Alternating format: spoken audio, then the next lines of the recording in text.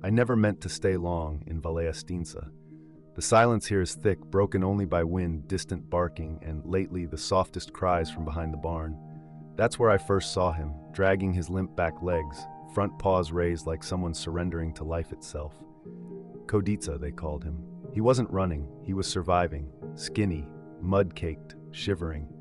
His eyes didn't ask for help, but they didn't turn away either. I remember the ache in my chest, a quiet throb of guilt and urgency. I had come here to escape pain, but his was louder than mine. The morning I decided to go back to the barn, frost had crept over the grass like thin lace, and the sky hung low with a kind of tired gray.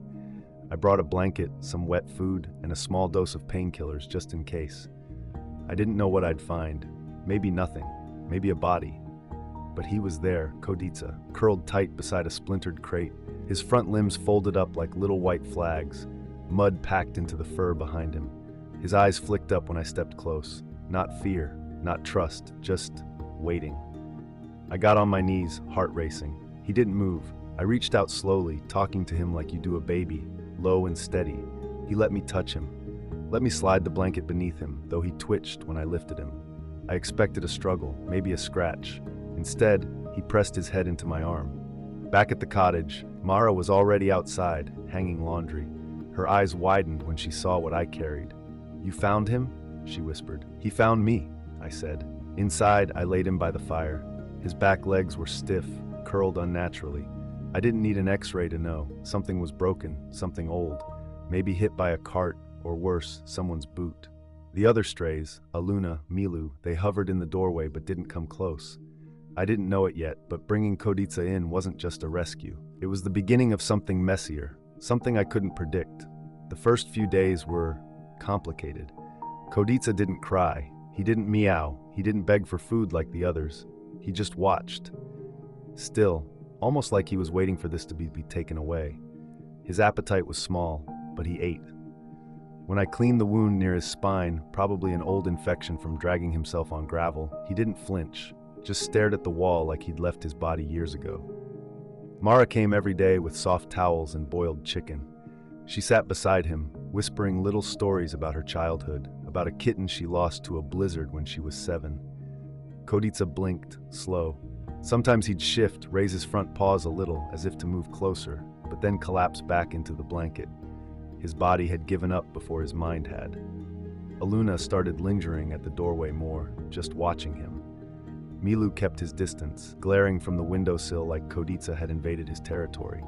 The tension between them was thick, something feral in Milu that made me nervous. One night, Niku dropped by to bring me firewood. He spotted Codiță by the hearth and clicked his tongue. "You're wasting time," he said. "Cats like that, they don't make it."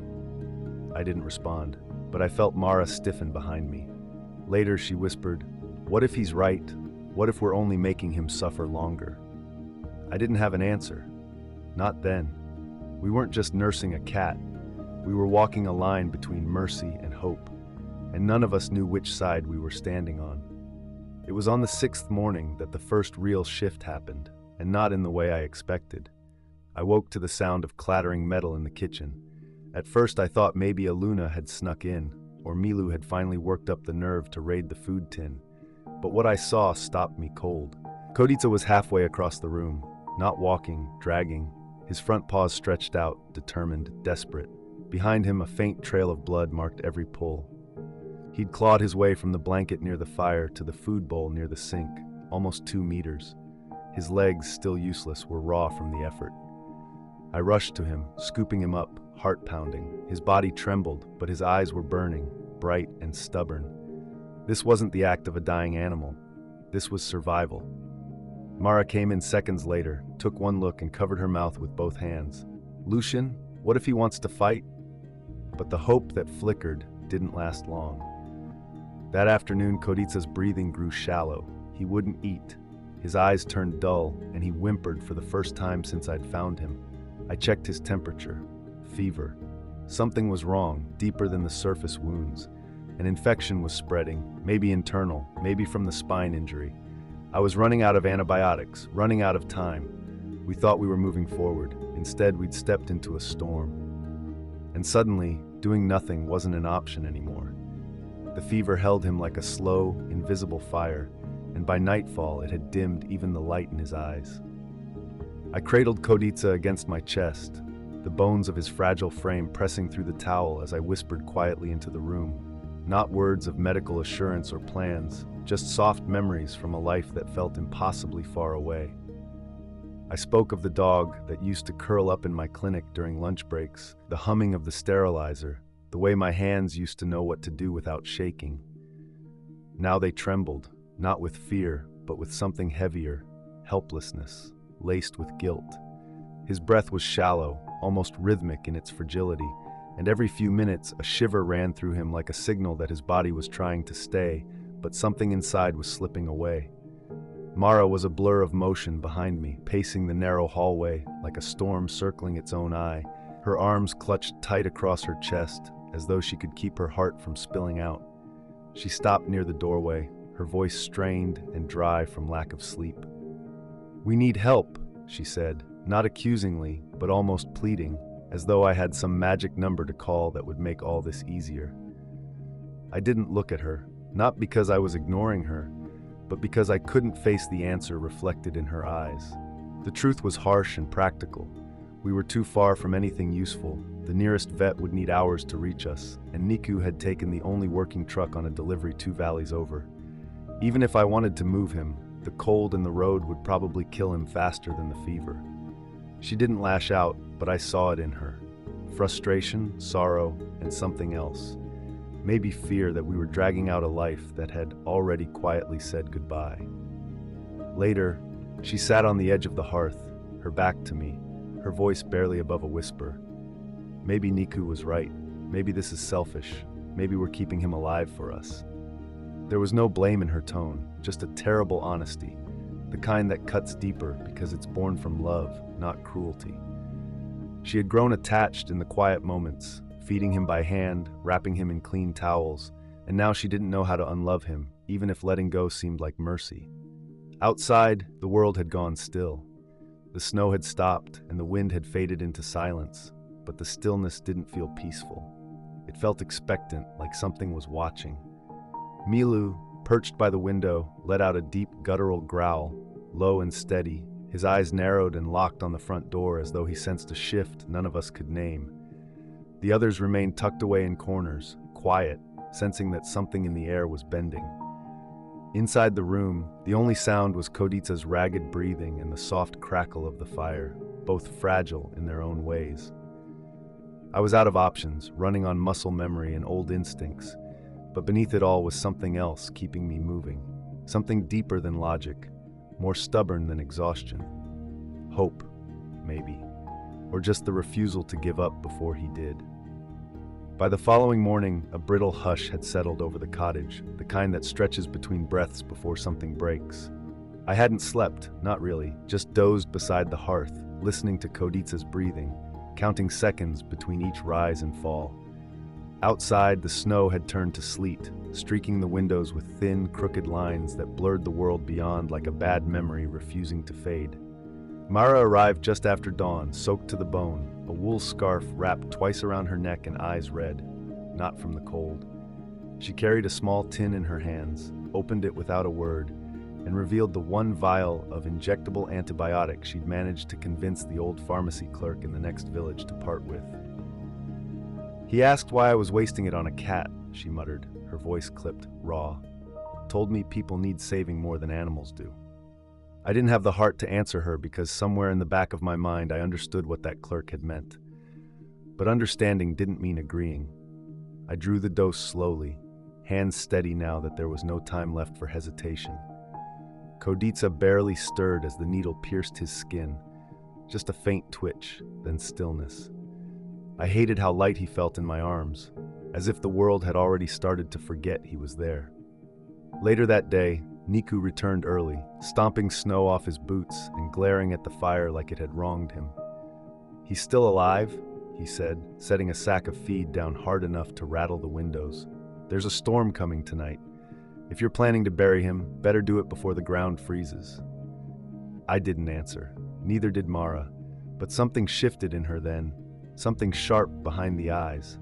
The village had its ways, its rules, and none of them included second chances for broken things. But we were already breaking those rules, one heartbeat at a time. That evening, with the storm pressing its weight against the windows and shadows dancing restlessly across the walls, I found myself standing in the doorway of the small back room where Codiță now lay bundled in layers of old quilts. His breathing had steadied, but only just, and his body still felt like a question mark we didn't know how to answer. Mara sat beside him, her knees pulled to her chest, eyes fixed on the slow rise and fall of his ribs. She didn't look at me when she spoke, but her words hung heavy in the space between us. If he lives, if he makes it through this, what then? Do we keep him like this forever? What if he never walks again? Her voice didn't waver, but I could feel the tremor buried underneath. I had been asking myself the same questions, over and over. Were we holding on for him or for ourselves? Were we giving him a second chance, or were we simply afraid of facing what it meant to let go? The silence between us wasn't cold. It was thoughtful, cautious. Neither of us wanted to say what we were starting to feel. That love, when it comes to creatures like him, always asks more from you than it gives back. The storm hit harder than we expected. Thick sheets of wind pushed against the house, whistling through cracks in the old stone walls, and the trees outside swayed like giants caught in a slow, angry dance. We took turns checking on Codiță, whose breathing had evened out, but who still hadn't moved beyond the occasional stretch of his front limbs, always those delicate paws held up like he was bracing for another blow. The fever was gone, but a silence had taken its place, as if his body was resting before deciding what came next. Then, sometime around midnight, we noticed Zori was missing. She was the youngest, barely a few months old, and had only recently started sneaking into the cottage through the broken vent beneath the pantry. Always curious, always watching from the shadows. But that night, her absence cut through us like a sudden drop in temperature. Mara called for her from the porch, voice barely audible beneath the storm, while I checked every corner inside, beneath the sink, behind the firewood stack, under the sofa where she sometimes curled up when the heat grew too much. Nothing. Milu was pacing by the front door, tail low, his eyes locked on the tree line outside. Something had drawn her out. Maybe curiosity, maybe fear, or maybe something else entirely. Mara turned to me, her face pale and soaked from the freezing rain. If she's out there, she didn't finish the sentence. She didn't need to. We both knew what cold could do to something that small. It was as if the moment Codiță began to recover, something else began to slip away. The morning after Zori disappeared, the storm had softened into a quiet, oppressive fog that settled over everything like a sigh. The fields behind the cottage looked erased, ghost outlines of fences, blurry trees leaning toward nothing. We searched as far as we could see. Mara walked the ridge where the earth dropped into a narrow ravine, calling Zori's name again and again, her voice sharp with hope but already cracking at the edges. I took the lower ground near the creek bed, following the delicate crescent marks of kitten prints that vanished halfway through a patch of thorns. But there was no sound, no rustle, just stillness. Back inside, something had changed. Milu, the Tom who had always kept his distance, now circled closer to the hearth. He still kept one eye on me, wariness etched into every line of his lean body, but he no longer hissed when I came near. Aluna had crept up beside Codiță sometime in the early hours and lay curled against him, her tiny frame twitching in restless sleep. And Codiță, he watched us differently now. Less like a creature waiting for the world to end, and more like one measuring the cost of staying. I sat beside him and laid a hand near his chest, not touching, just close enough for him to know I was there. He turned his head slowly and let out the smallest sound. Not a cry, not a meow, just acknowledgement. Later, while boiling water for tea, I caught Mara staring into the fire, her lips parted like she wanted to speak but couldn't decide where to begin. "If we find her," she said eventually, "and if Codiță makes it, we can't keep pretending this is temporary." She was right. These animals, broken, scared, stubborn, they weren't guests anymore. They were becoming something else. Family, or something just as dangerous. It was 3 days later when the turning point arrived, though it didn't announce itself with drama. No storms, no injuries, no sudden flare of crisis. Just a quiet knock at the door and a letter from the municipal vet's office, delivered by a pale-faced courier who refused to step inside. A neighbor, someone we barely spoke to, had reported us. Too many strays, health hazard, unsafe living conditions for animals and humans alike. The letter was clear. We had 2 weeks to remove the animals or face a fine and mandatory intervention. That word, intervention, sat heavy in my stomach like a stone. Mara read it twice, then once more, her lips moving silently through each line as if the outcome might shift if she said the words right. When she finally lowered the paper, her eyes had that wide, wild look again, the same look she wore when she first laid eyes on Codiță being dragged from under that crate. "They want us to give them up," she said, voice trembling. "All of them." We didn't speak for a long time. The silence felt different now. Not heavy with confusion, but sharp with choices we didn't want to make. Codiță had begun dragging himself across the room, small movements, inches gained by pure stubbornness. His back legs still hung limp, but he moved with purpose now, always toward us, as if to say, "I am still here." Milu had stopped glaring, Aluna curled against the blanket like she belonged to it. Even without Zori, even with the fear hanging in the air like smoke, this place had changed. But we were out of time. We could take them in, hide them, fight the system, or we could let them go, put them back on the streets where we found them and pretend it was kindness. The following days moved like slow water, everything quiet on the surface, but underneath, the current was dragging us towards something we couldn't avoid. Mara barely slept, pacing at night and whispering possibilities into the dark, as if speaking them would make them more real. I stayed close to the cats, watching every small movement, every change in breath or posture, as if they were trying to tell me which way to go. But there was no sign, no answer. One night, we sat across from each other at the kitchen table, the municipal letter laid between us like a loaded weapon. "What if we register the cats under your name?" she offered, her voice thin, trying to build something out of scraps. "Say they're emotional support animals, say they're yours, there has to be a way." I shook my head before she'd finished. I had no papers left, no legal footing, no job. The system would laugh at that, at us. She went quiet, then, almost afraid to say it, "We could let them go, somewhere far, somewhere safe." I looked at her then, not just at her but into her, and saw what it cost her to suggest it. She loved them, all of them, even Milu, who never let her touch him. And she hated herself for thinking the unthinkable. Codiță had crawled to the windowsill that afternoon.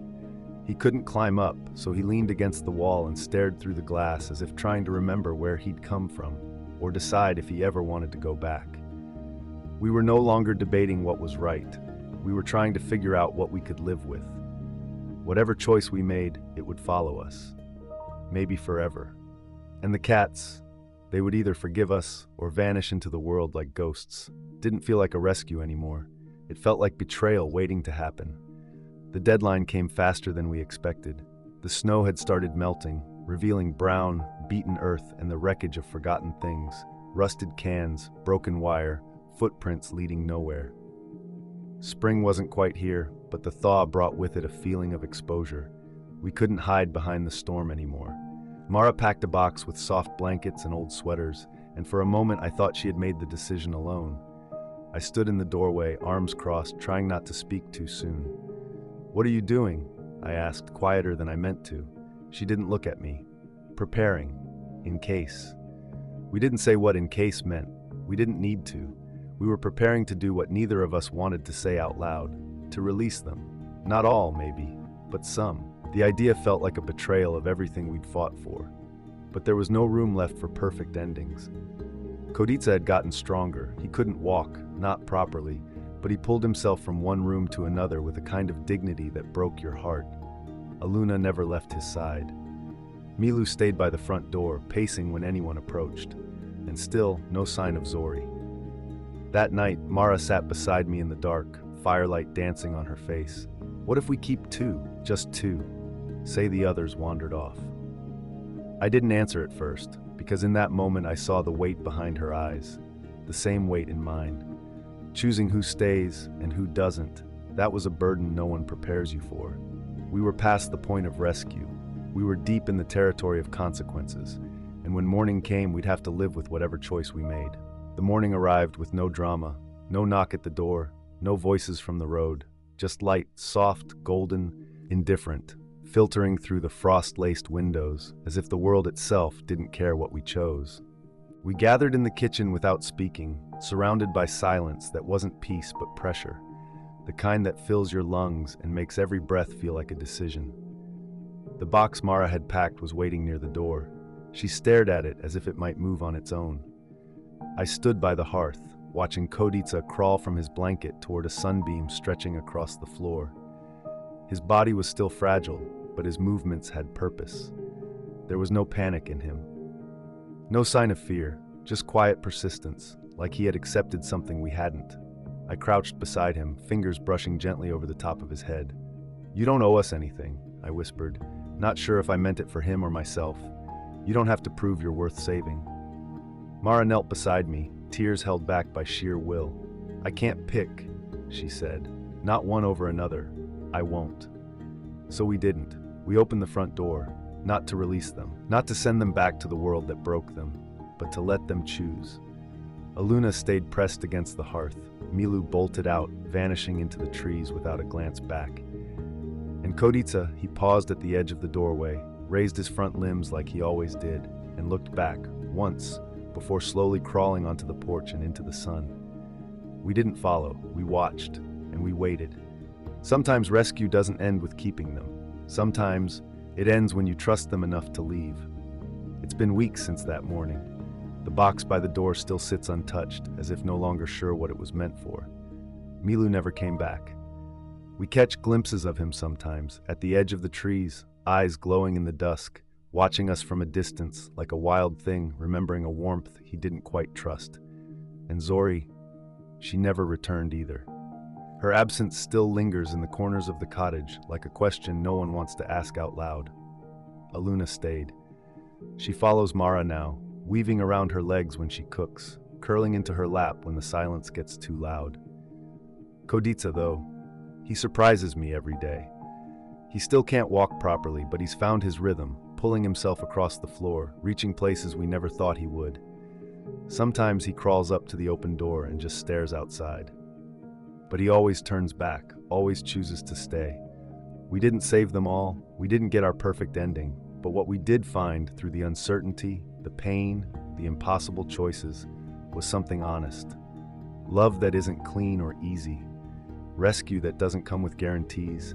Healing that leaves room for scars. And maybe that's enough, because sometimes the most powerful kind of rescue is the one that teaches you how to let go. If this story moved you, stay with us. There are more stories to tell, more lives worth seeing. Subscribe, share, and let others feel what you felt here. Because sometimes the ones we save end up saving us too.